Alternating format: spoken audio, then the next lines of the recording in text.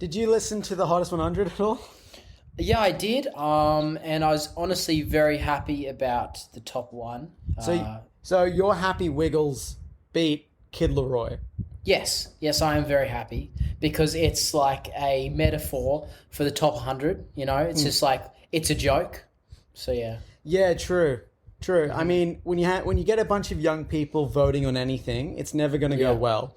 No. When the number one is a Wiggles cover of a Tame Impala song, that's the best song of the year. That is what was voted as the best song of the year. No doubt. And I'm honestly happy with it. I'm very happy. I'm a Wiggles. I'm too. I'm a Wiggles supporter. And I've been a Wiggles supporter since I was very young. Oh, same. Really young. Like the Wiggles life chose me. I wanted to get a Wiggles tattoo, like just across, my chest, just saying I'm a Wiggle. Yeah. And just paint my entire self yellow because I yellow was your favorite. Yeah. Wow. I loved him until he was a convicted drug addict or something. Oh no. No, he didn't leave. Is that what your parents told you why he left? Yeah. He just had health issues. It was something really, normal. It wasn't drug trafficking.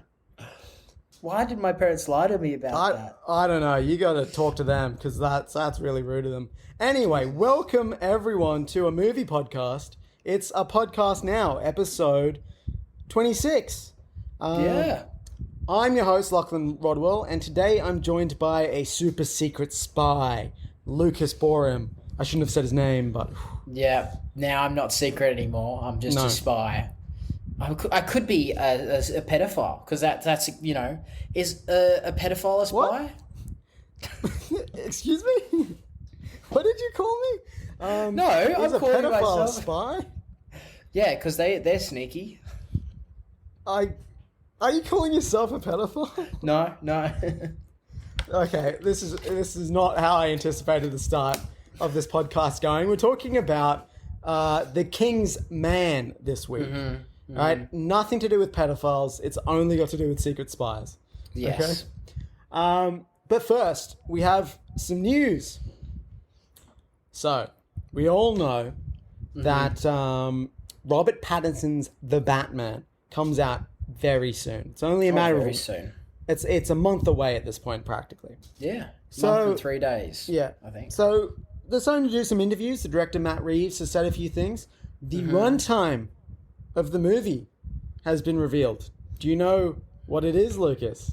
No, Actually, but I'm hoping... Just guess. Okay. Yeah. I was going to guess. I think... I want it to be around 3 hours plus. Okay. Ooh. Because I remember you talking about it was got to be long, and I was like, yes, I want a good movie that is long. Like I want to sit down for this, and think about my life, and have a meal as well. Because I mean, exactly, you're gonna get hungry in the space of 3 hours. Exactly. So there were a lot of rumors around test screenings that went on for this movie, and they were saying it was long, around 3 hours, potentially longer. There's a recent rumor that circulated that there was a test screening that was around 4 hours long, right? But the official runtime is 2 hours and 55 minutes. It's the longest Batman movie in history. It's the third longest comic book movie in history, right? Number one being Zack Snyder's Justice League, 2 being Avengers Endgame, and then this is number 3. Right? So it's a fucking meal. Yep. It's huge. A big meal. So that excites you. That slightly worries me. And I just want to say, for one reason, have you seen Matt Reeves' Planet of the Apes movies, Dawn and Rise? No, Dawn and War. Dawn and War? Yes, I have. They had a tendency to be a little boring at times because they're a bit slow and they dragged for a bit. So that's my one reservation at this runtime for a Batman movie. I could see there being a lot of talking, and I'm hoping it's really engaging and dramatic, and it's exactly what we want. And if that's the case, then there's no dramas. But if it goes a little boring, that could really harm a movie, especially like this, where it's a big comic book movie. So that's my one thing I might be a little scared by, but I'm excited, it being so long. Well, fair enough. Fair enough that you have that that kind of doubt that, 2 hours and 55 minutes. How many minutes of those minutes is like just a scene where someone's talking to someone and it's just like, oh, how was your day? Or, oh, is the Batman suit a little bit sweaty or some shit? Like, you want it to be action. And I mean, in my mind, because I'm like a glass half full kind of guy, I'm seeing it as more action, or could be in this film, and more character development. And that's what I hope to see. Yeah. Because when I think of like those other two movies that are comic book movies that are longer than this, they're both team up movies, big scale. This is just one single Batman. Yep. Right? One single superhero. Well, and it's Catwoman. got Batman, Catwoman, Penguin, Riddler. Yeah. Maybe more. We'll see. Maybe more. We'll see. At this runtime, there should be a few little surprises sprinkled throughout. But yes, this movie's a fucking meal. The other thing was, Matt Reeves was talking about how this movie came to be. And it started off being a Ben Affleck movie that he starred in, directed, and wrote. Right? That was originally the Batman. Wow. He wrote a script, and then there's a bit of trouble behind the scenes all around the time of Justice League, because that was a shit show. And he was like, fuck it, I don't want to direct this anymore. I'm sick of these big blockbuster movies.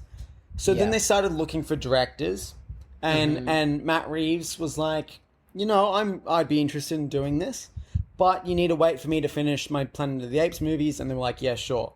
But it was still supposed to be a Ben Affleck Batman movie, right? Because Matt Reeves hadn't come up with a concept or anything like that yet. He was just finishing the Apes movies, and then he'd figure it out, right? But in that time, Ben Affleck dropped out of the project altogether. Wow. Because he was like, I'm fucking sick of this. I don't want to be Batman anymore. Which is fair enough. He had a rough time. He became an alcoholic again and went into rehab. And he had the roughest time, honestly. Yeah. But I think he's come out on the other end a better person, hopefully. Yes. So the thing I want to ask you is the original Batman movie, and Matt Reeves said he read Ben Affleck's script.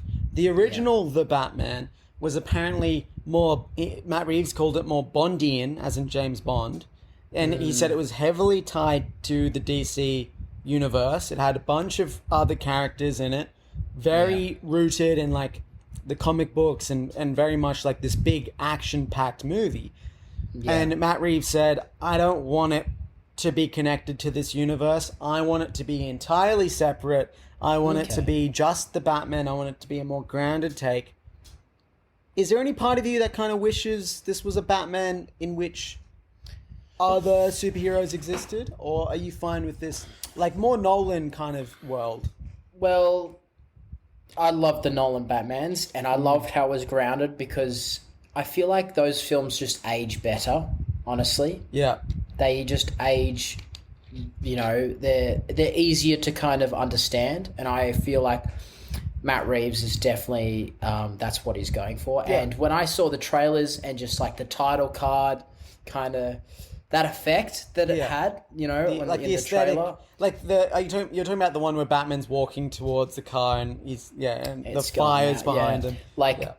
Just the overall aesthetic that this film portrays is awesome, and coming off the back of, well, not off the back of, but like, similar to the Joker when it came out. That was very like, oh, fucking, this, everyone knows this character. Yeah. Like, here he is again, but, it's a very specific even more take. Grounded. Yeah, very grounded specific. take. And I agree. I think there's an element that I might have liked to see Ben Affleck's movie because, like, all of the Batman kind of movies that have happened so far do exist in their own worlds where it's just Batman, very similar to what had happened with Spider-Man.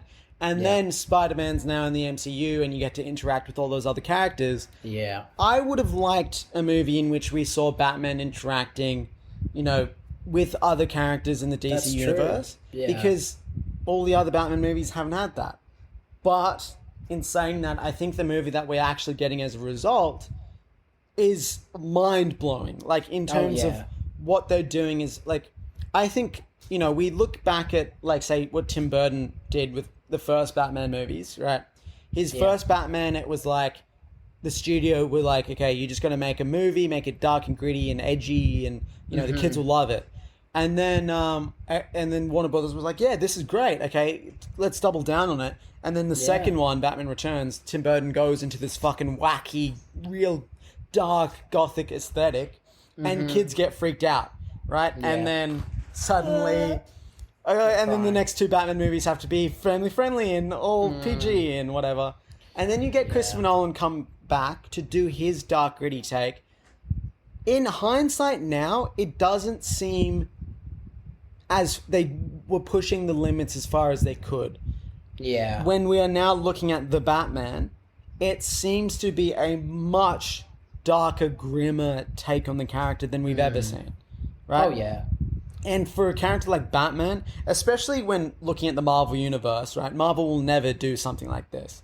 Oh, no. And even with Joker, right? Like, the success of these dark, gritty takes, I think, works. So there's an element where I'm upset that we didn't see Ben Affleck's version, but the fact that this movie looks to be pushing the envelope as much as it is, that's incredibly exciting. I agree. I 100% agree. Like, a tiny bit of me is kind of like, oh, that's unfortunate. I would have liked to see Ben Affleck again, but I was never really invested in him being Batman. Like, when he was announced. We never saw exactly a Batman movie, That's true. I guess you're right then. Yeah, imagine if the first time you saw Iron Man was Civil War. Wouldn't make any fucking sense, would it? Yeah, because, you wouldn't see how he became who he was. Where did the iron come from? Yeah. Like, you'd have no clue. No clue. But I think that these films, they're becoming darker and grittier, like you're saying. They're just a lot more popular. I think that's where DC shines. Exactly. When Marvel can't do that. Yeah, when it tries to copy Marvel, it doesn't tend to work out. When DC realizes that their characters happen to be darker and grittier and audiences like that, they just accept that. Yeah. Which they have with the Batman, then I think they'll have much more success.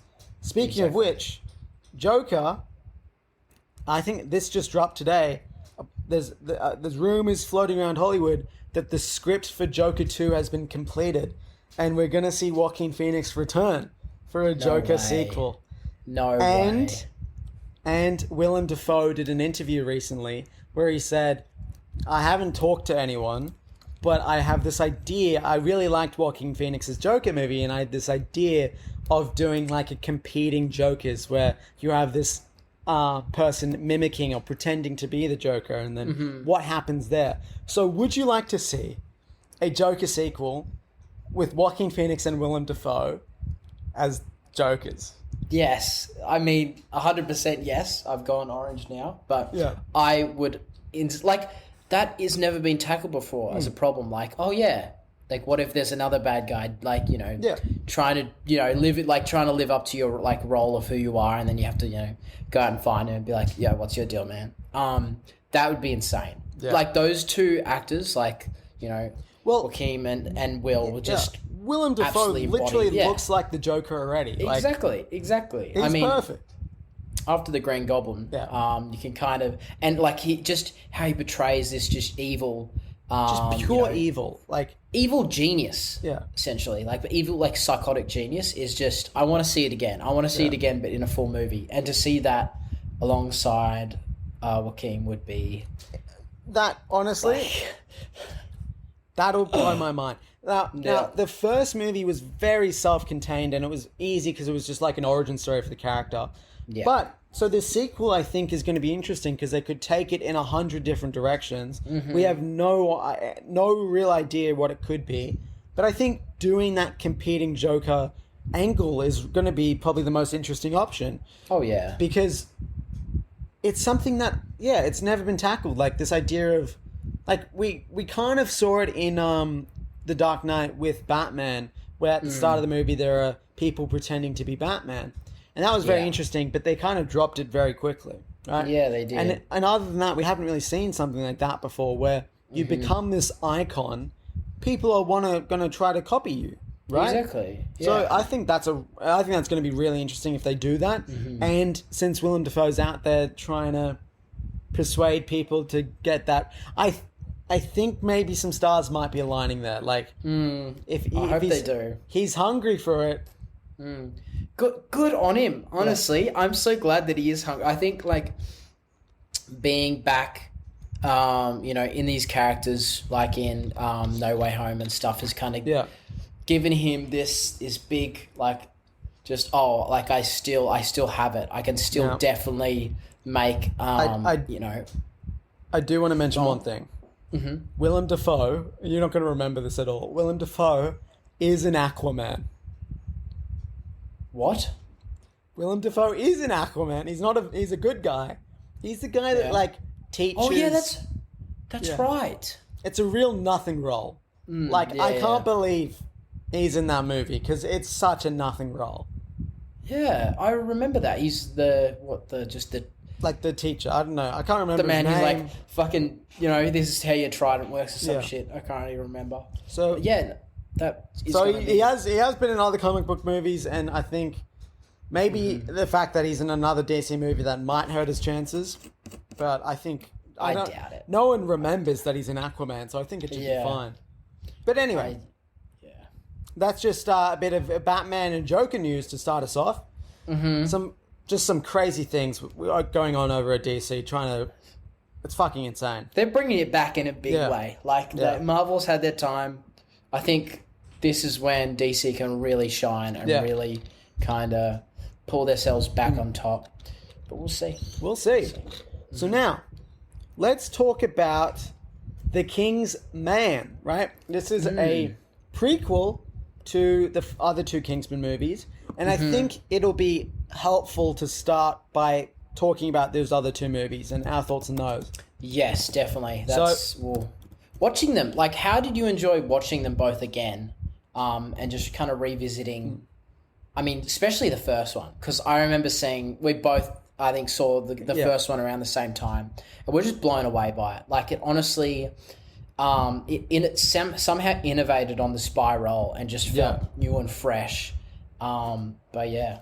That's I like the first Kingsman is one of my favorite movies of all time. I'm a huge Bond fan, and I also love Austin Powers, right? Who was doing a parody of Bond that was so good they made a trilogy, right? And I loved that. I wasn't so much into Johnny English. I don't know why. It just I'd never saw it as being as witty as Austin Powers, and I don't know. Never got around to it. But the thing I liked about Kingsman so much, the original one, was that it was a satire of spy movies, but it was also very authentic to spy movies.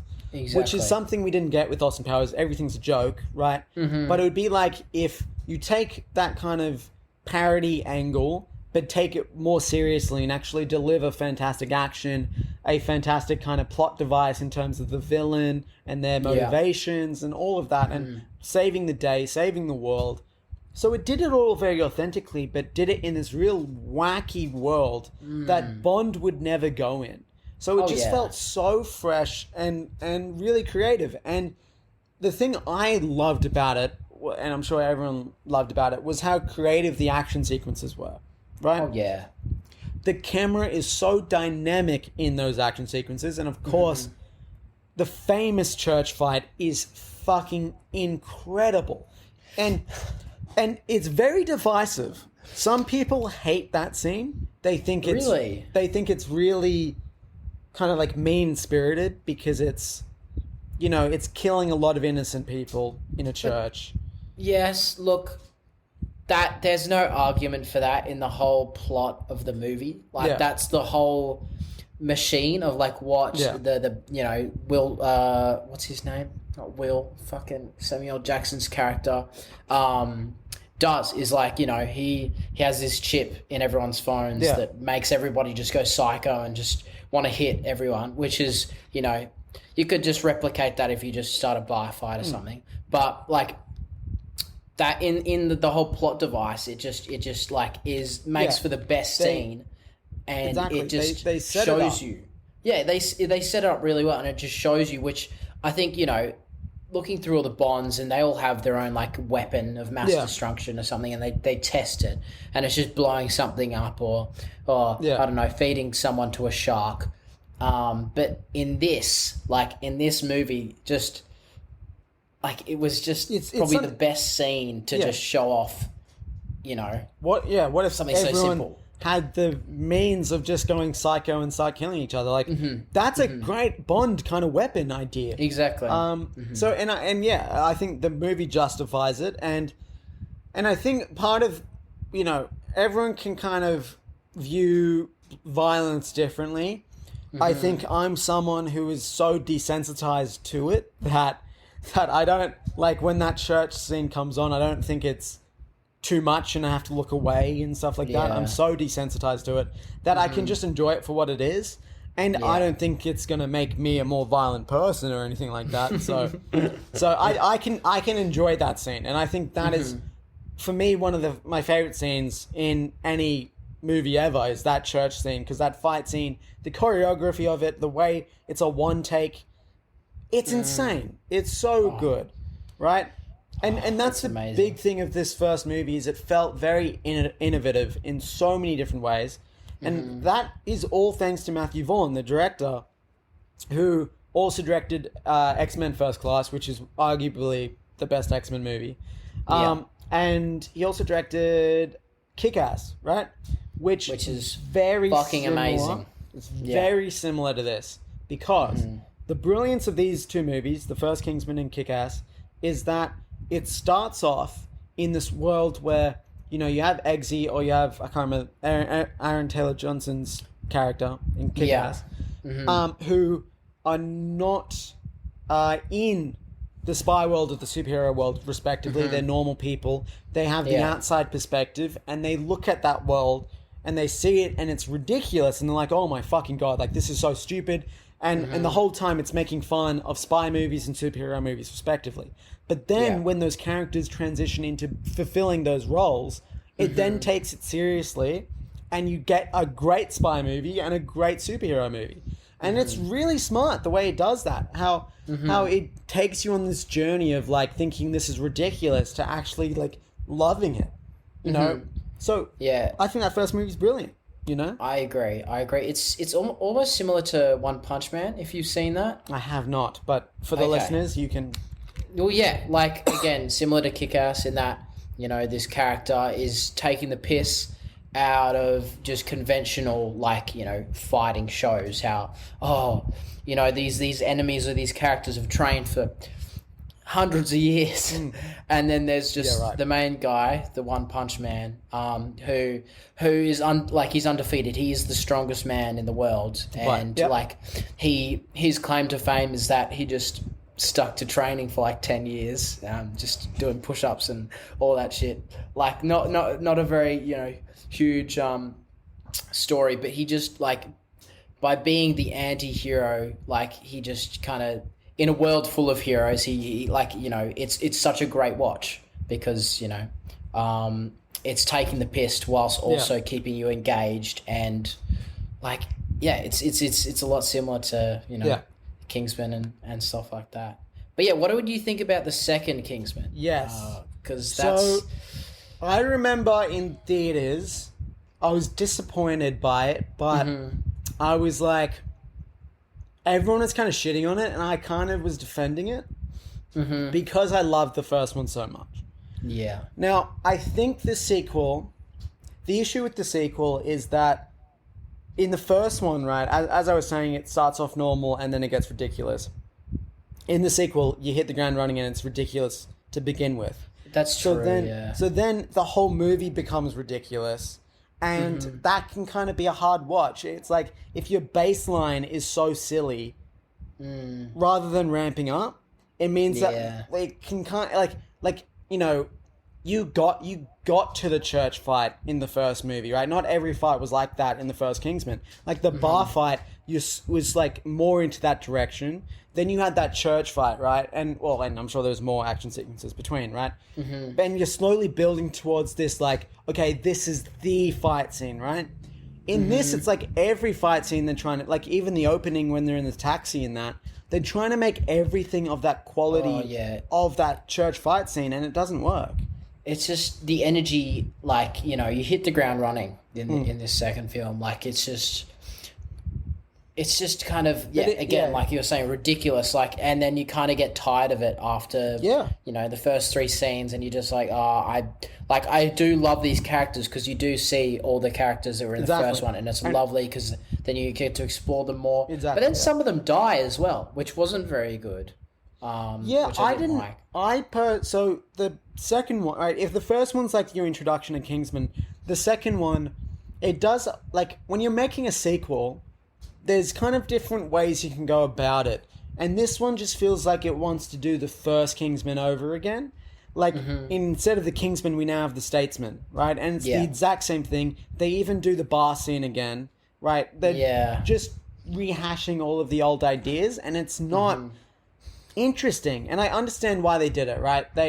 Why you, like, oh, okay, you establish the Kingsman in the first one, and then you fucking blow it up, and it's like, oh, what are we going to do now? Oh, there's the Statesman, and it's like, you get reintroduced to this world again, but it just doesn't work because it's not different enough. It's practically the same thing. It is exactly the same. And yeah, that's, other than bringing, like, a new villain to, like, the world that they're in, and, you know, being as ridiculous as the first one of, like, just kind of making all the drugs on the earth. Just, I think both villains are on the same par. I think that is consistent. I do like the fight, like, the action sequence at the end, right? I think that's like similar to the first movie where you have Eggsy in the, like, secret lair. I think this is of the same sort of quality in terms of that big climactic, you know, final act. And I liked, my favorite part of the first Kingsman was seeing Eggsy interact with Harry Hart. But they never really fought side by side in, like, a Batman and Robin type fashion. This one, they do, and I loved it. I loved seeing them work together in the end of the movie and fight together. So I thought that was fantastic. But what did you think of bringing back Harry Hart after he dies in the first one?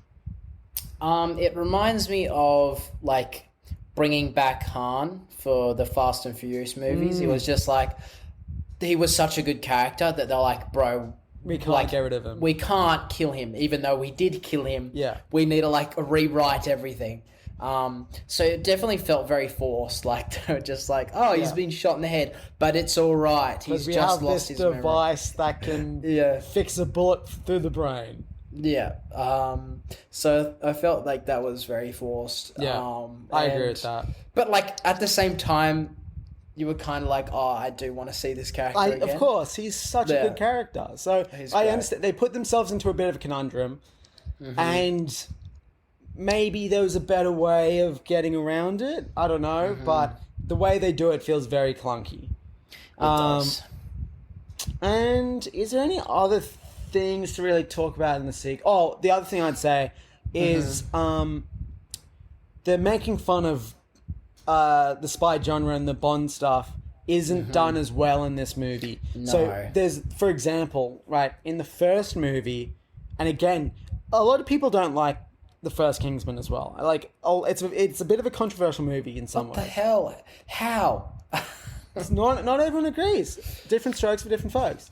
But you know how at the end of the first Kingsman, there's a joke about how spies always get the girl, right? So at the end of every Bond movie, especially the Pierce Brosnan ones, it always ends in a sex scene. So then you have Eggsy, you know, going having anal with with the princess, right? And it's of course a meta joke on spy movies, but everyone was like, "Oh, what? I mean, that's a little rude," and it's like That's the fucking point. Anyway, so I think that's a funny joke. In to do like making fun of spy movies.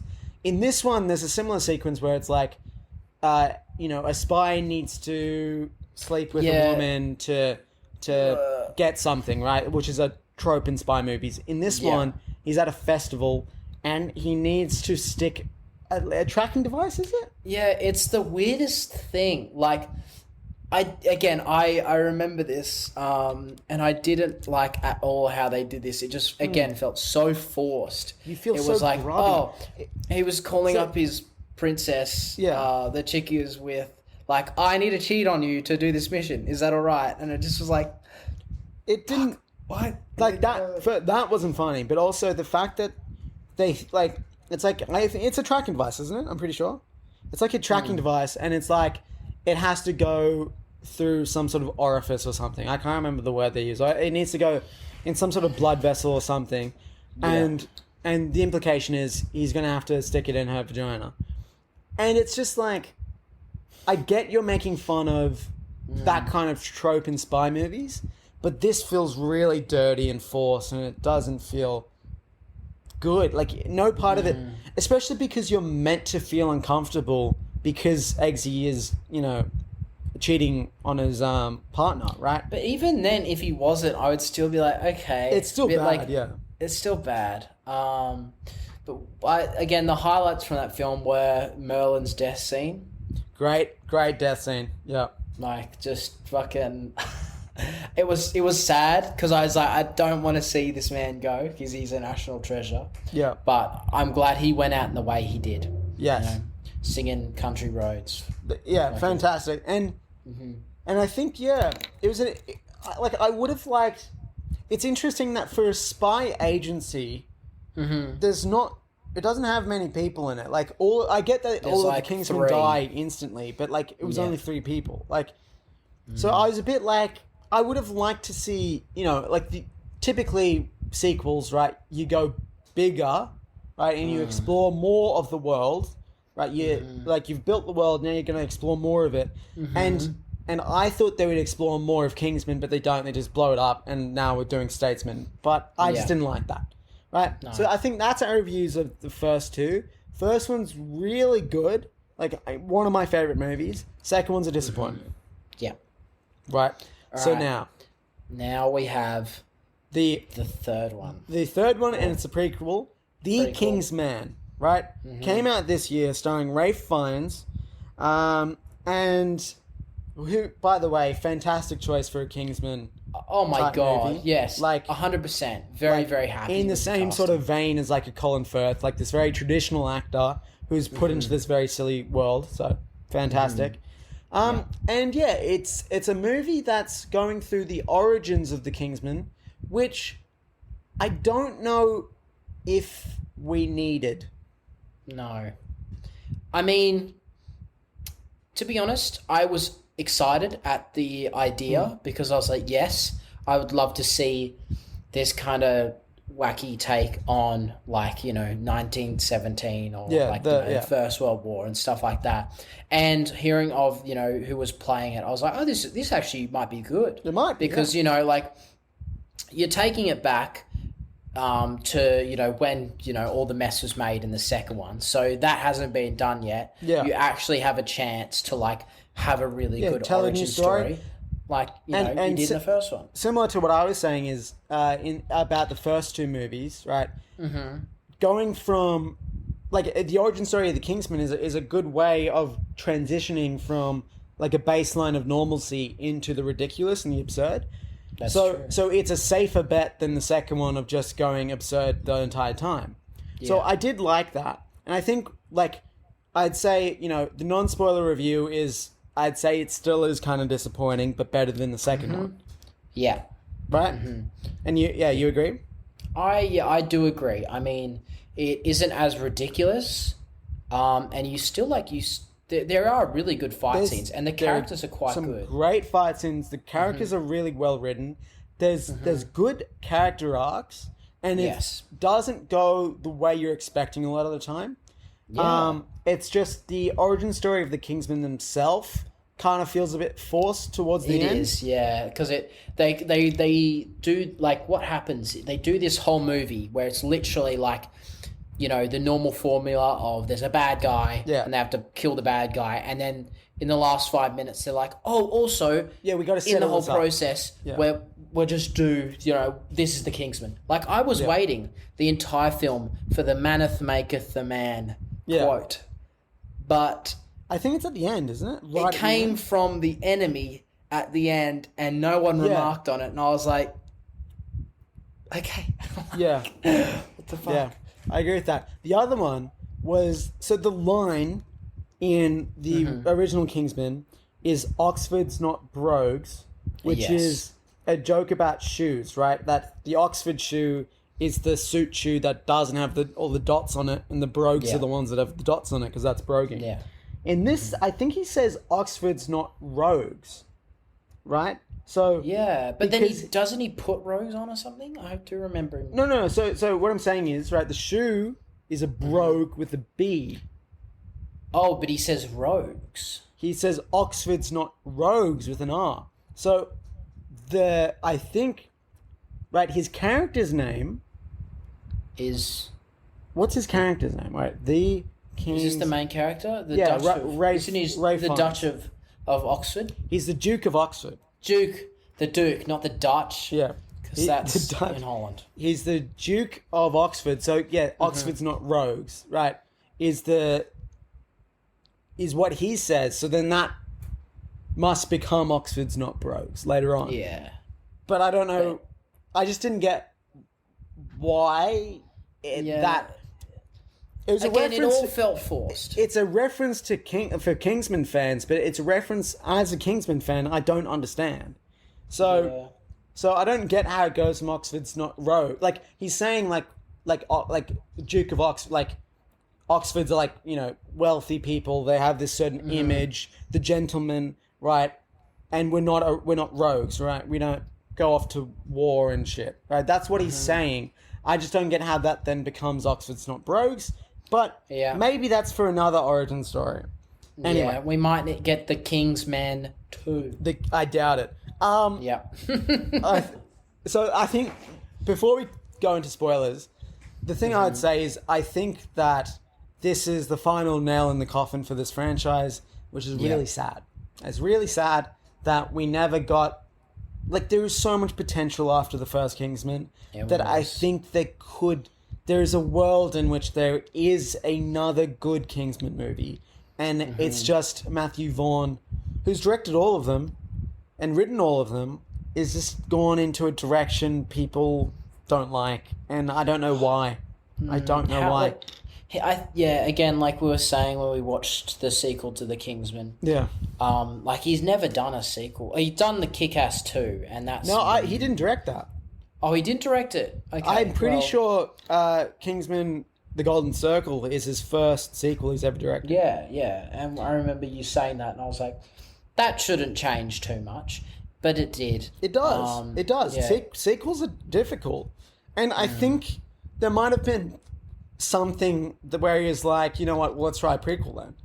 And again, there's a world where it's good, but I think we can't really talk about why this movie is disappointing without going into spoilers. So let's go into spoilers now. I'm sure if you've seen the movie, you know, keep watching. If you haven't seen the movie, arguably you could keep watching because it's not like necessarily worth the watch. So let's just get into it.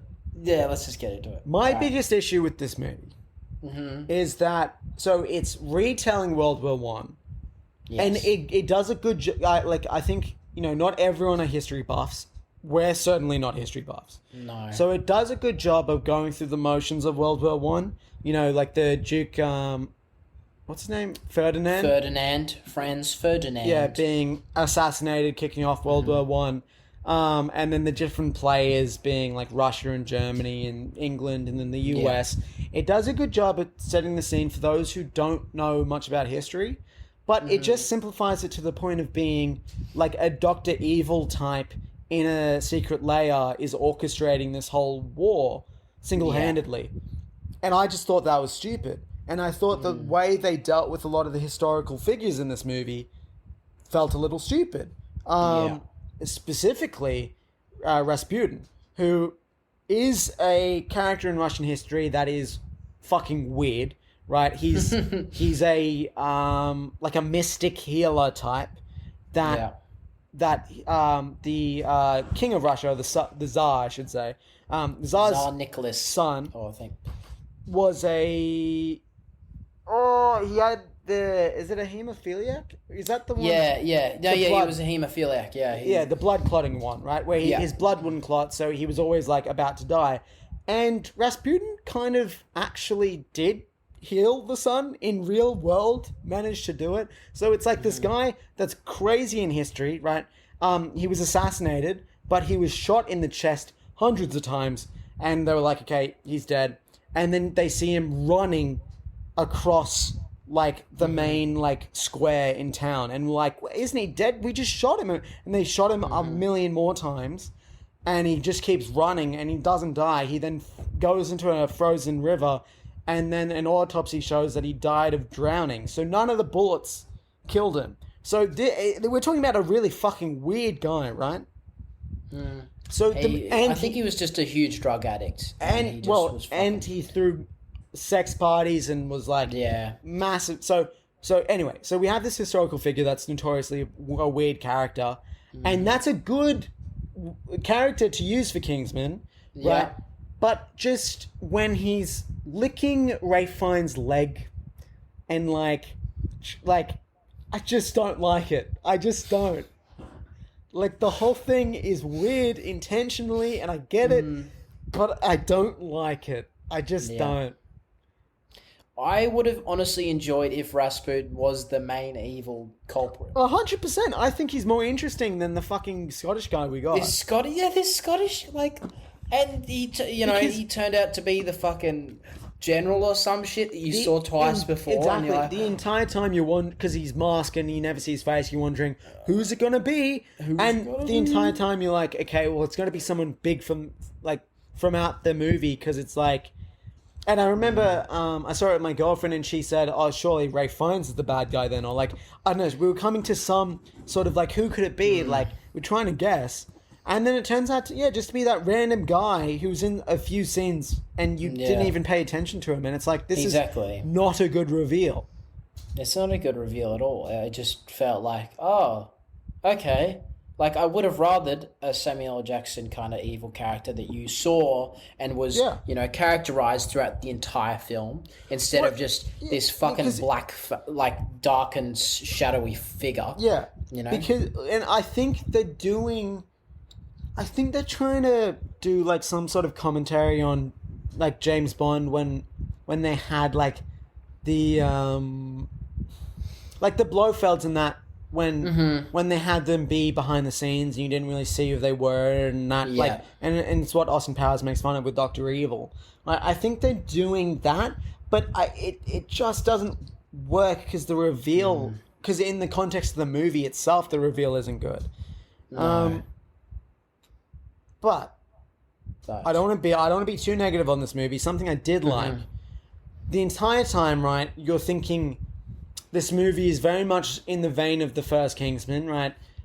Instead of Colin Firth, you have Ralph Fiennes, and instead of Taron Egerton, you have this new guy who I can't remember his name.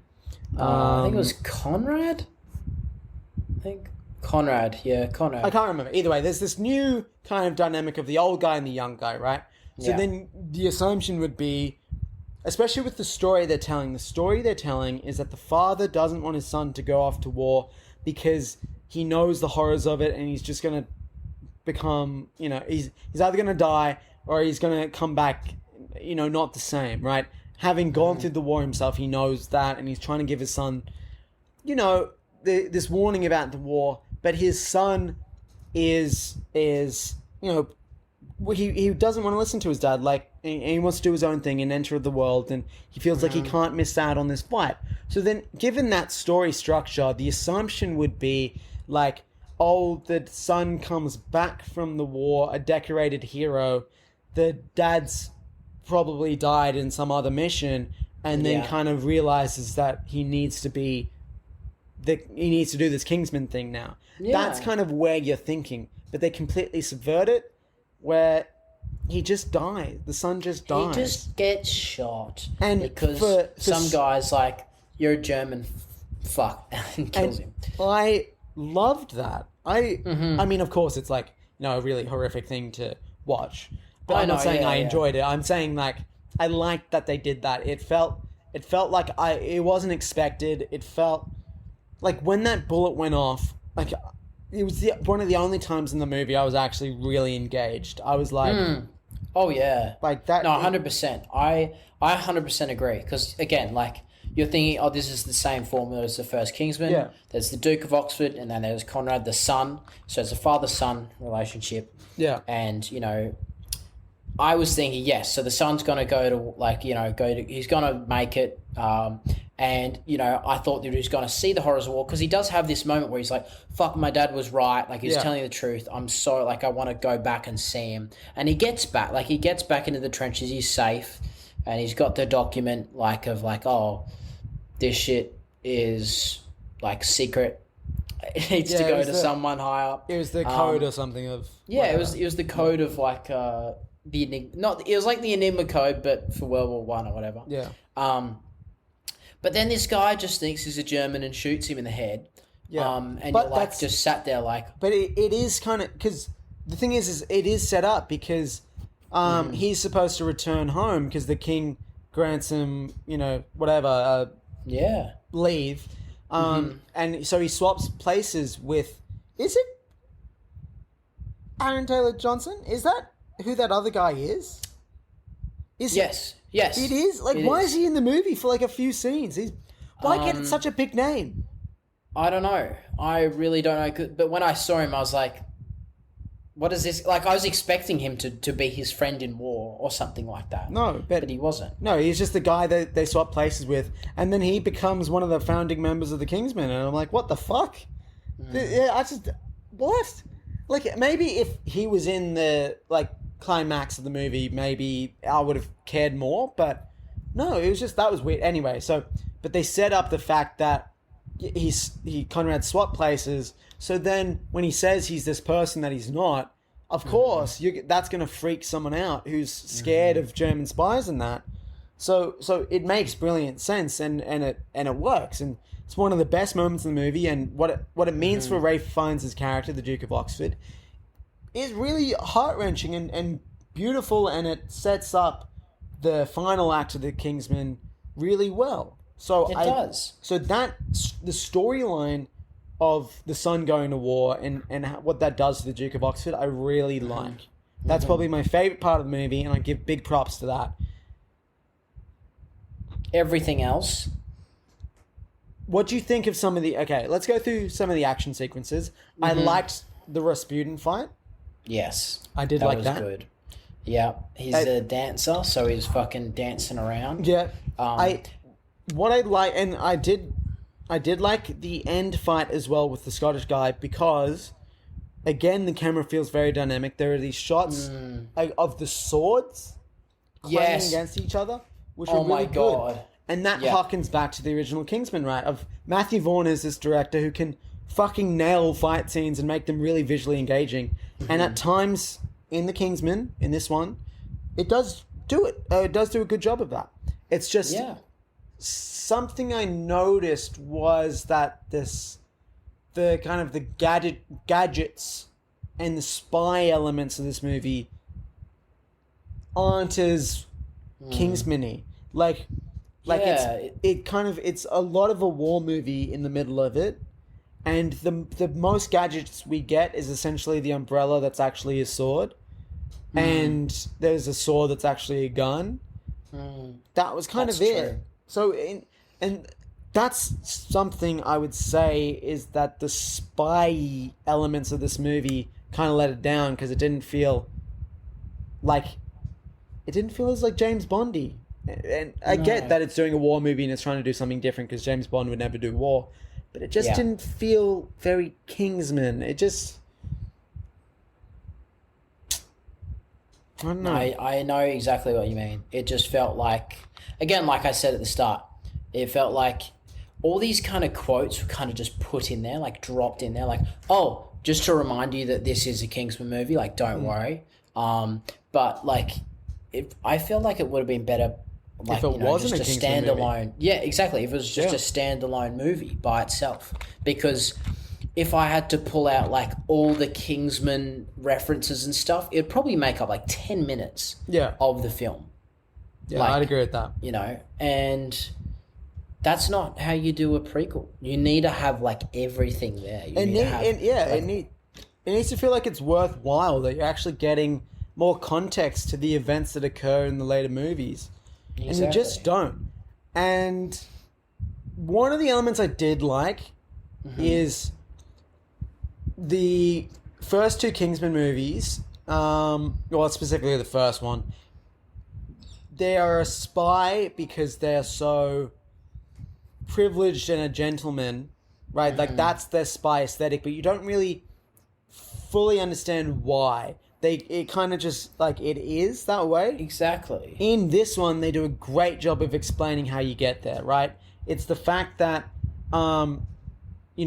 people view you based on your reputation, not on your character, right? Yeah. And character and reputation are very different. So the point of being a Kingsman spy is that you're building this reputation of being a gentleman that would never engage in violence like this. So then your true character can show, and you can save the day because you'd be unassuming and unexpected. I think the way they explain that is really cool. I think that's that part of the origin story for the Kingsman, really well done. Just the actual formation itself was a bit of a mess. It felt, again, a bit of a mess. It just felt like it was kind of plopped on. It was like, okay, here we go. There it is. Sick. I would have much rathered an origin story, like, or not even just a prequel, like, kind of a few years before the first Kingsman, like 5 or 10 years, maybe that even Eggsy's dad, because he's talked a lot about in the first one. I feel like that would have been actually quite good, and we just see more of what we love is the Kingsman, where they were before. They were just destroyed in the second one, but yeah.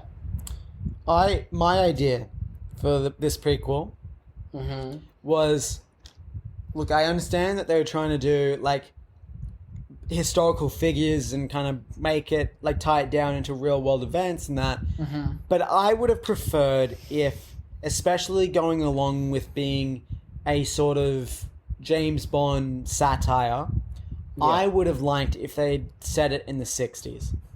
And they had done the origin story in the 60s, where it's like, imagine if you had these other spy agencies that have already existed, and they're not quite doing the job, right? And then you need this third-party spy agency to exist as a result, and then that could be the origin story. But mainly why I want that is because, I don't think James Bond will... Like, I want James Bond to do a 60s style movie so badly, right? Oh, yeah. But I don't think they will, and I think a Kingsman movie that is really, like, wacky in the 60s. Imagine if, like, all those James Bond gadgets that existed in the 60s, right, like the jetpack and shit, were just dialed up to 11 like Kingsman would do it. And it's like you have these, like, giant, like it's like in the style of the technology of the time, so it's all fucking massive and mechanical and that.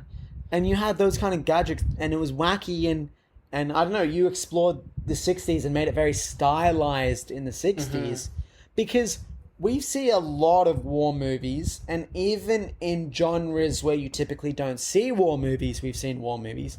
For example, Wonder Woman does a great war movie and a superhero movie, right? And this Kingsman movie feels similar to that in a lot of ways, just, in my opinion, not as good. Where it's like, you take that historical event and you try to build it into this, in Wonder Woman's case, the DC world, in this case, the spy world.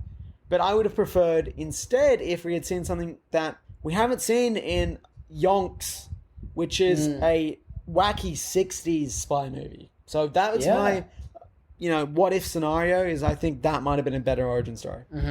Yeah, I honestly agree. Like, if we had, like, a wacky villain, well, like, what they'd obviously do it on, like, in the 60s, like, if the villain was, like, a KKK member or something, and they had some, like, evil plan to just, kill everybody or something. Like, I like just to play on that, because I'm thinking, like, Black Klansman I saw, like, 2 weeks ago, and that was a very good, like, 60s, 70s stylized film that, like, you just absolutely love the idea of. And then imagining just, like, all the possibilities you could have with just the wackiness of the first one, and just in a different context. A few decades back. And here's something that might have also worked as a spin-off instead of doing a prequel, is what if you do the Statesman, right, but do it properly instead. Right, maybe, that's true. Maybe not an origin story, but maybe it's running alongside the original Kingsman, and you see with like Channing Tatum or something. Yeah, but you do it in a different, and you show how you make it clear how Statesmen are actually different to the Kingsman, and then you try to take it in a completely different direction with it. I don't know. In all of this, this movie has been greatly impacted by the pandemic. The Kingsman is a franchise that was owned by 20th Century Fox, of course, bought by Disney, so now it's a Disney franchise. Yeah. Do they continue with this, especially after 2 lackluster movies, and the box office of this movie is not good? Or, like, is there anything left in this franchise at this point? I would say, like, maximum, like, that I think would be left in this show is maybe a TV show. Maybe a tiny little TV show or something. Okay. Maybe, again, like, all of our ideas, but in a TV show, like, because it's a good genre. Like, it's a good idea. Genre. I mean, the only spy movies in the, like, action kind of genre, right? Because spy movies can be taken in a lot of different ways, right? You also, like, you can do it in, like, Cold War era and take it very seriously, and it's actually proper. That's true. Right? Yeah. But really the only spy movies on that action scale are James Bond movies, and typically any time that there tries to be some sort of go at something else, like The Man from U.N.C.L.E., which is a fantastic movie, it just doesn't take off for some reason. No, it doesn't. This is the first one that's taken off and can actually compete with a James Bond and do something, because you want competition, because it breeds movies that are different, and we get differing takes on this action spy genre, right? So you want Kingsman to succeed, because then you're not just getting a Bond movie every couple of years, you're getting something completely different alongside it. Yeah. So I want Kingsman to succead. I think what you said about it being a TV show, I think that's the brilliant place to put it now.